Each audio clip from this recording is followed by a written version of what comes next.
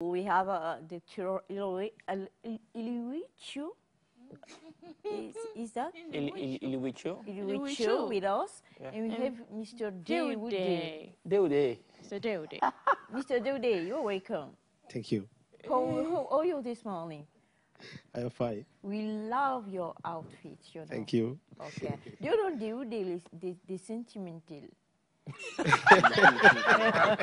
Vous avez ça loin. Oh les sentimental. Oh my. Oh my. Oh my.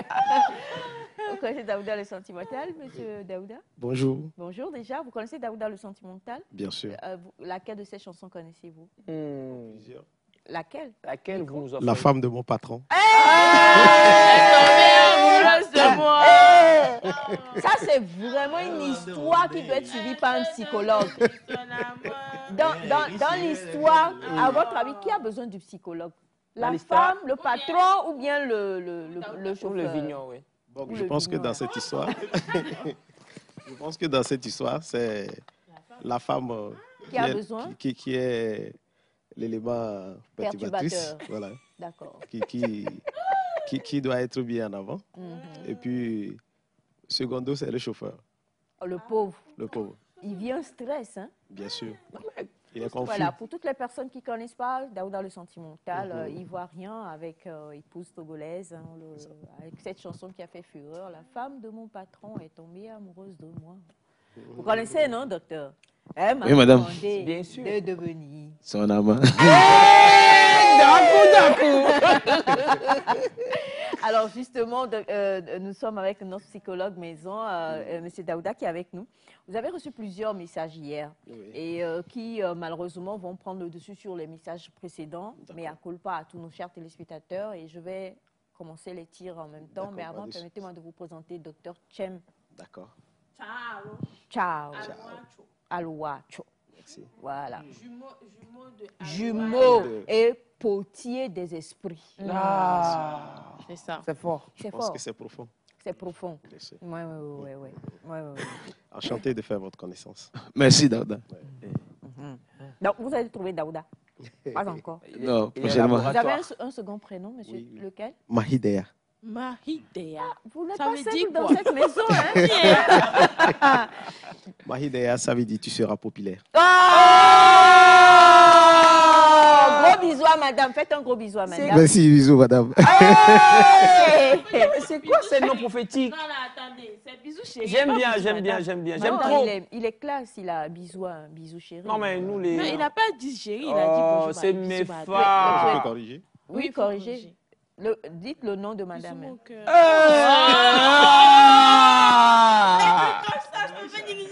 Le prénom.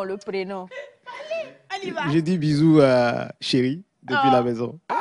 D'accord. Depuis la maison, pourquoi tu avais dit casser son nom comme ça? Alors, on a plusieurs messages et on a ce message qui dit bonjour. Comment faire pour corriger quelqu'un qui a une trop haute estime de soi? Elias. Et la personne a poursuivi en disant, pourtant, moi, je connais tout sur elle. Mais ce n'est pas ça le problème. C'est dit tous ses secrets. Elle a mis, je connais tous ses secrets. Mais ce n'est pas ça le problème. Voilà.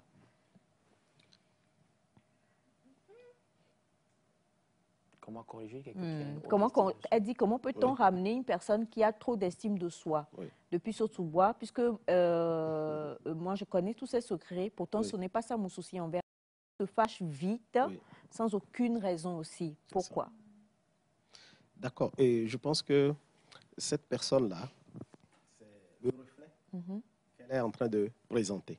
Donc, la personne qui lui voit, c'est-à-dire celle qui nous envoie le message actuellement, elle est l'entourage, on peut le dire, de cette personne-là qu'elle trouve, dont l'estime de soi est très élevée, c'est-à-dire très égoïste, si on peut le dire. Donc, je pense que dans un premier temps, c'est des personnes avec qui il faut communiquer. Il faut lui faire voir son image que l'extérieur a de lui. D'accord? En primo, c'est ce qu'il faut faire. Et, plaît, Monsieur Daouda, à partir de quel moment on peut dire qu'une personne a une trop haute estime? Puisque aujourd'hui, avec l'avènement surtout du coaching, où on nous booste d'une manière où réveille-toi tout le matin, dis je suis la plus belle, dis je suis la plus intelligente, dis je suis ceci. À partir de quel moment est-ce qu'on peut dire qu'on a une trop haute estime de soi? on a une trop haute estime de soi à partir du moment où la confiance en soi qu'on se fait commence par nuire à notre entourage. Oui, il y a c'est vrai. Voilà, donc je définissais la notion de normalité et d'anormalité ici en disant que c'est à partir du moment où notre entourage commence à souffrir de ce que nous exprimons ou nos réactions que ça devient pathologique. Ça devient anormal lorsque ça perturbe notre entourage. Donc, effectivement, comme vous venez de le dire, avec le coaching, on dit de se réveiller et même dire des choses souvent le matin. En fait, c'est une manière de t'amener à te rappeler que tu as un exercice à faire. C'est ça qui fait qu'on demande la répétition. C'est pour te rappeler soi-même que tu as un exercice à faire. Comme ça, tu ne vas pas baisser les bras. À tout moment où tu es dans des situations, tu vas toujours te rappeler de cette phrase dont tu t'es fixé comme objectif. Voilà. Donc,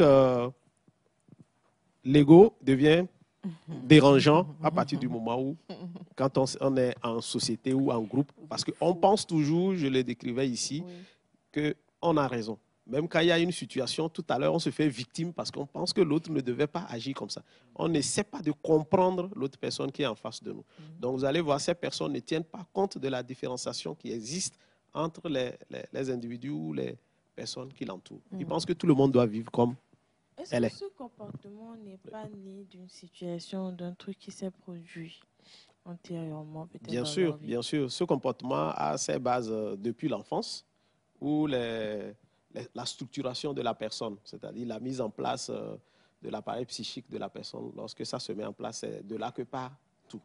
On l'a trop gâté, trop adoré, trop aimé. Oui, c'est des gens surprotégés. Vous êtes d'accord? Ou soit le contraire. Déjà que je me retrouve pas dans ce que Oui, mais la plupart du temps, là où l'ego est très rigide, c'est que c'est la surprotection qui a eu lieu.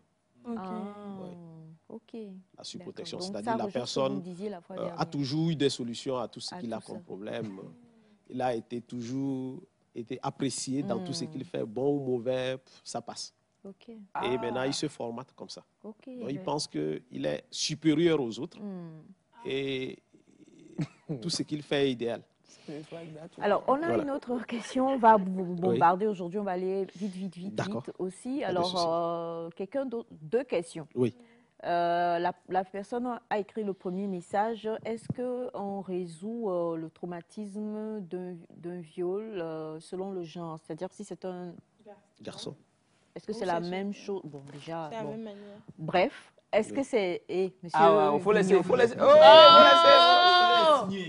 faut laisser. On souffre. Il y a des gens qui passent par ça. Une maman. C'est bon. Alors, un homme qui a été violé et une femme qui a été voilà. Est-ce que le processus est le même pour guérir ce traumatisme-là? Et la deuxième des choses, le deuxième message que la personne a ajouté est comment arriver à gérer l'impatience. D'accord. Alors, je réponds d'abord pour la première question. Oui. La prise en charge du viol est équitable pour les hommes que les femmes. Certes que dans la communauté, des cas de viol, des cas de personnes de viol féminin est plus élevé que des cas de viol masculin. Je sais que tout le monde va me frapper. C'est pas grave, hein, c'est pas grave. Hein. Oui. Vous avez déjà eu un patient? Plusieurs. D'hommes qui... Hommes violés. Bien sûr. Parce qu'il en existe. Hein.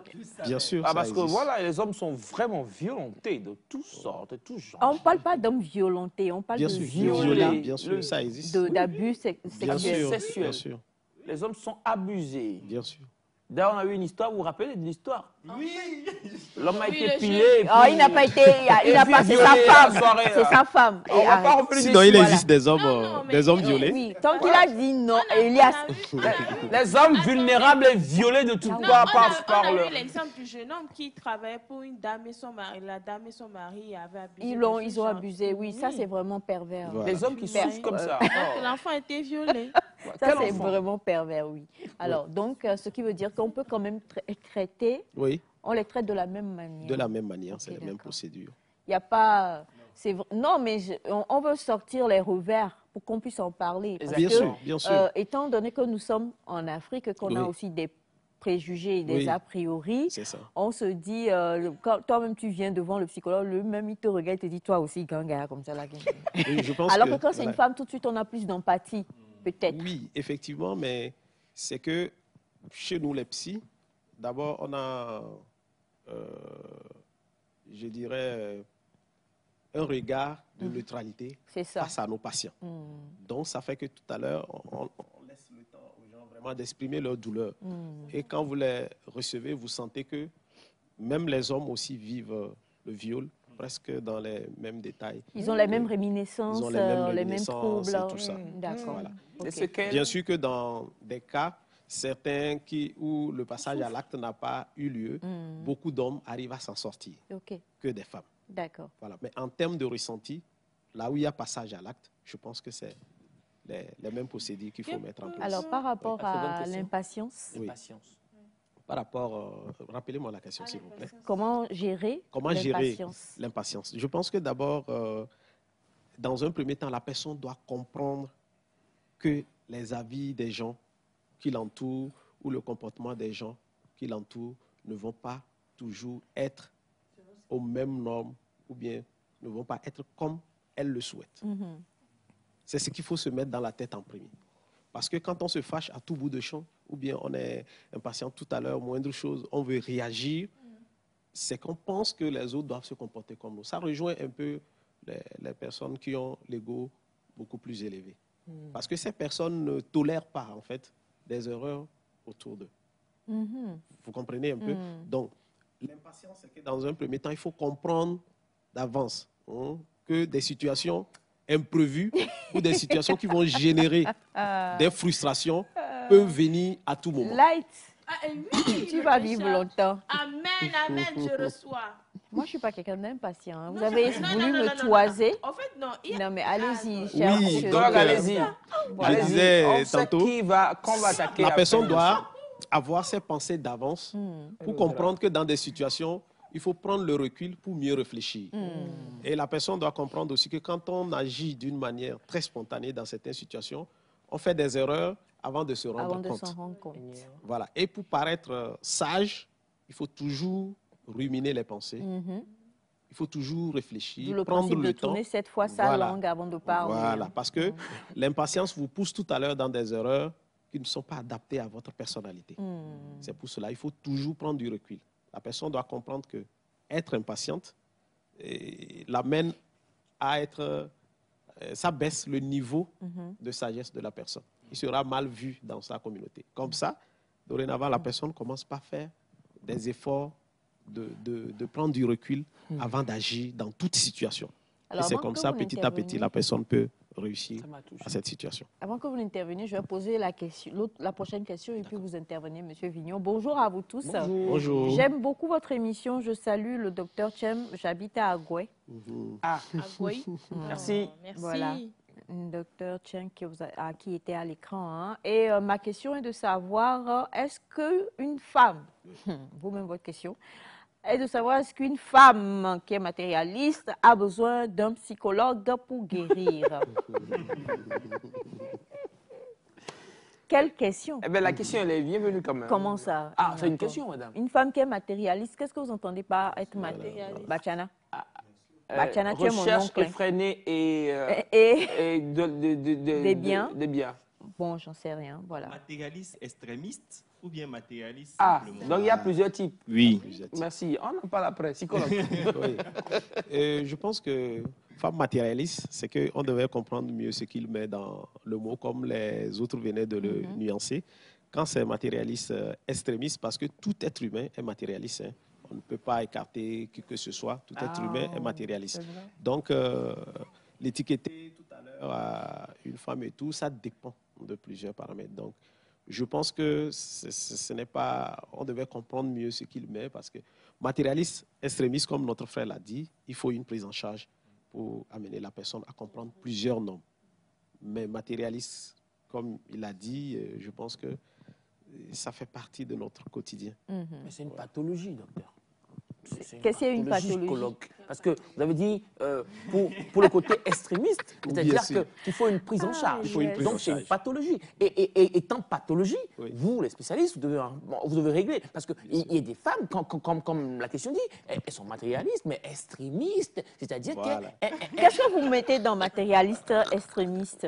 Donnez un exemple. Je vais pas parler à la place du message, mais ce que moi je comprends par là, c'est que la femme est à la recherche effrénée, toujours et encore, elle n'est jamais satisfaite, quel que soit ce qu'on lui offre. Et là, cette femme-là, elle est capable en fait d'imaginer des scénarios un peu hollywoodiens et tout, pour s'arracher des biens. Et là, ça passe d'une personne à une autre. Je ne sais pas si vous voyez un peu ce que je dis. Oui, on a vu. Et c'est là le côté extrémiste de la chose. Et c'est ça la pathologie dont vous parlez. Et c'est ça le message que je suis en train de déplorer. OK.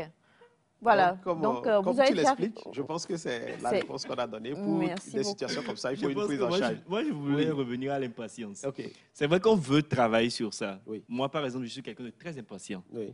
Il faut le dire clairement dès l'entrée de jeu. Oui. On veut travailler sur ça, mais comment faire? C'est-à-dire qu'on veut ne pas être impatient. Oui. Mais tout ce qui nous entoure nous conditionne Oui. à être impatient. En fait, Donc, quelle est l'alternative? Comment est-ce qu'on- l'alternative, c'est, je pense que je l'ai dit dans ce que j'expliquais tout à l'heure. Dans un premier temps, déjà, quand tu te reconnais impatient, ça veut dire que tu es conscient du mal que tu vis, disons. D'accord? Donc, étant conscient de ça, son mal, on peut maintenant se fixer des objectifs de guérison. Et les objectifs de guérison, c'est ce que je disais tout à l'heure. Se dire que dorénavant, dans chaque situation, je dois prendre du recul avant d'agir. Et maintenant, chaque jour que vous sortez dans différentes situations, posez-vous la question quand vous retournez à la maison ou quand vous êtes là le soir, est-ce que j'ai pu réussir les exercices que je me suis donnés? Ou bien j'ai réagi spontanément à des situations qui se sont offertes pour moi au cours de la journée. Et maintenant, tu peux te planifier une grille quotidienne que tu coches. Les jours que tu as réussi, les jours que tu n'as pas réussi. Et tu verras progressivement, tu iras de l'avant. Parce que tu vas t'auto-évaluer. Est-ce que je fais des avancées? Je dois plus faire d'efforts. Donc déjà, avec cette mentalité, devant des situations, tu vas toujours te rappeler et prendre progressivement du recul. C'est bon? Oui, docteur? Je voulais peut-être ajouter quelque chose. À dire, il y a aussi peut-être d'autres causes de l'impatience. Le psychologue a dit quelque chose tout à l'heure. Vous ne vous attendez pas à ce que les gens vont réagir. Mais aussi, peut-être, vous voulez chercher quelque chose, mais vous ne vous attendez pas que vous n'allez pas trouver ça. Par exemple, je veux deviner quelque chose dans la vie, mais je dois savoir que ça ne va pas arriver toujours. Ça peut arriver, la vie a des hauts et des bas. Et débat. Donc, ça peut arriver que ce que je cherche, je ne le trouve pas. Je dois accepter ça comme ça, ma condition. L'autre chose aussi, il y a aussi la peur qui donne l'impatience.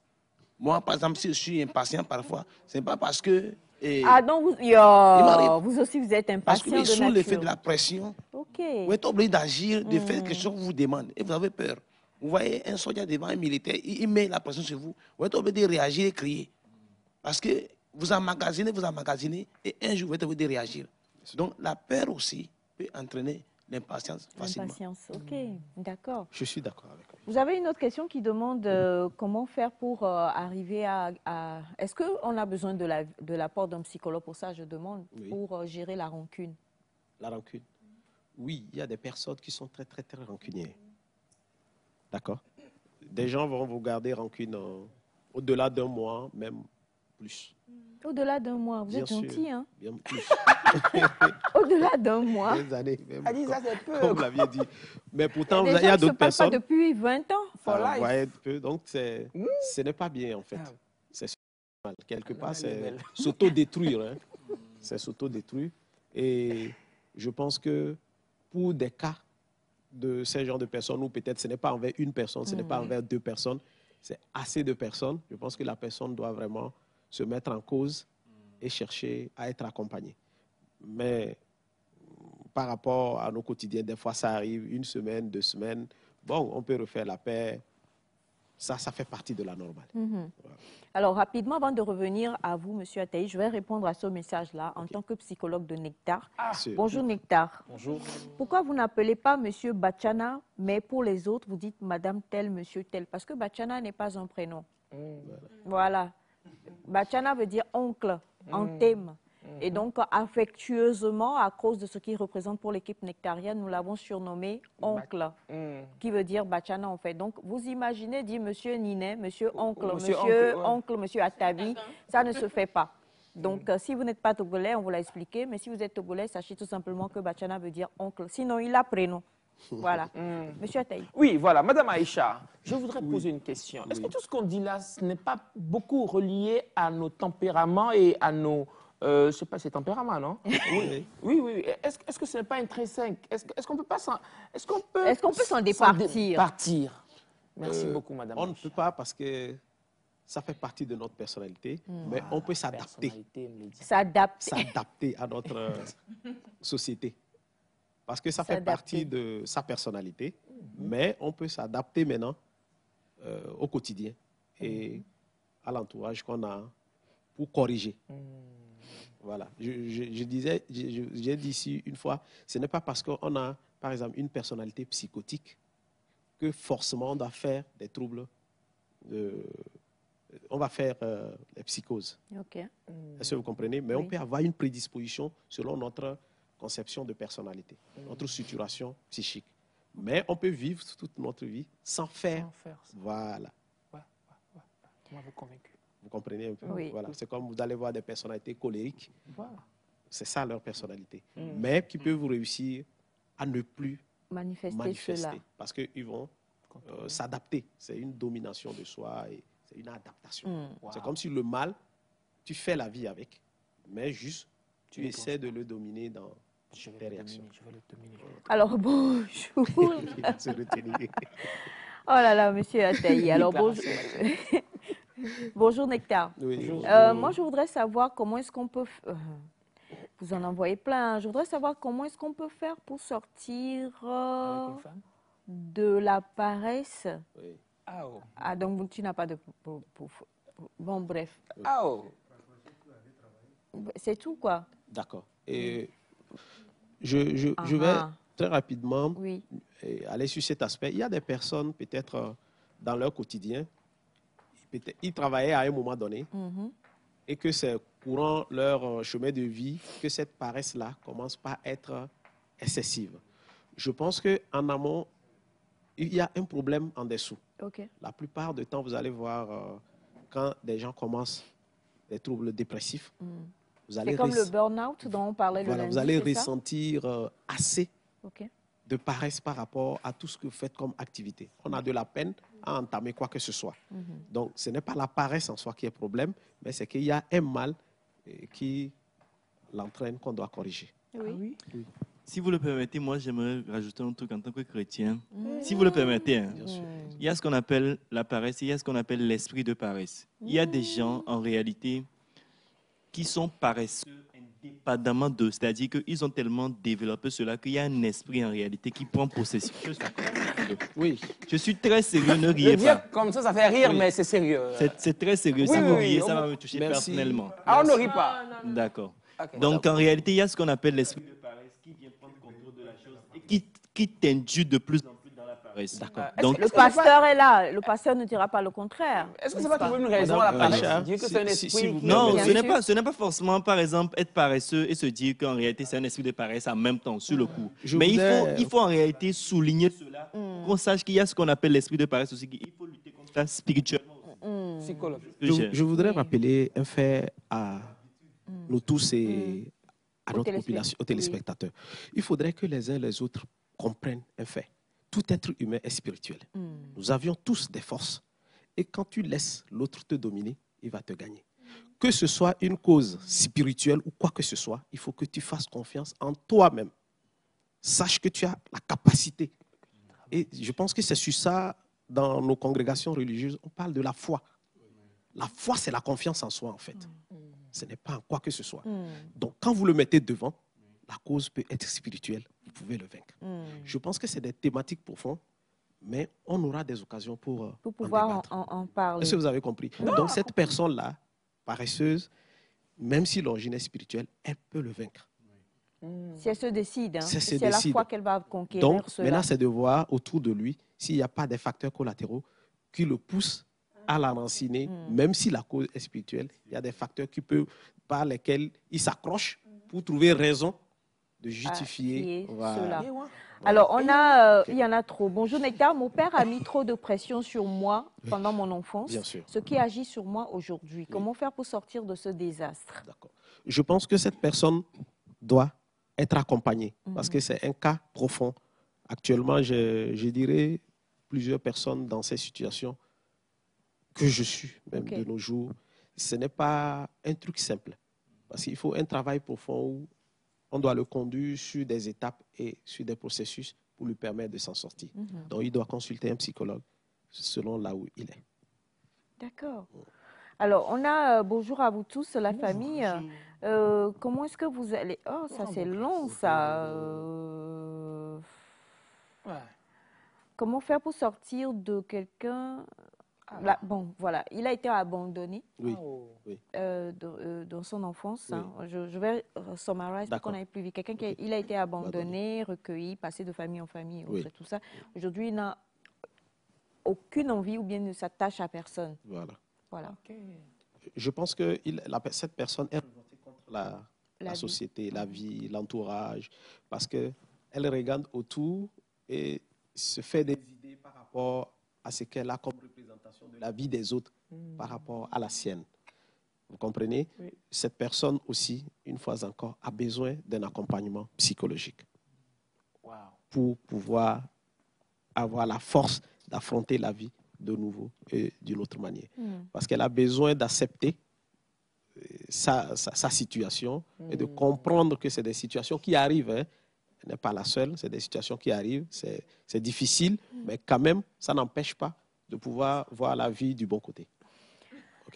Allez, il nous reste 1 minute, donc une dernière question. Bonjour à vous tous, félicitations pour votre émission. Merci. Mon père voulait un garçon. J'ai été éduquée comme ça. Et aujourd'hui, je n'arrive pas à rester en couple parce que je me comporte avec les hommes comme un homme. Au sous-bois, les filles. Effectivement. Effectivement. Donc, vous voulez une fille. Et on... il y a mis sous-bon ici. Hein? Il y a mis sous-bon ici. Donc, exactement, comme on l'a dit, je pense que dans le développement de la personne, elle n'a pas arrivé à vraiment s'identifier à une femme dans une féminité réelle. Parce que non, si elle va en couple, c'est qu'elle aime les hommes. Oui, elle aime. Ça, c'est sur l'aspect sentiment. Voilà. Mais en termes de comportement, je l'ai dit ici une fois, pour être femme, on apprend à l'être. Madame Light. À vouloir transporter les choses blanches. Voilà. Pour être femme, on apprend à l'être.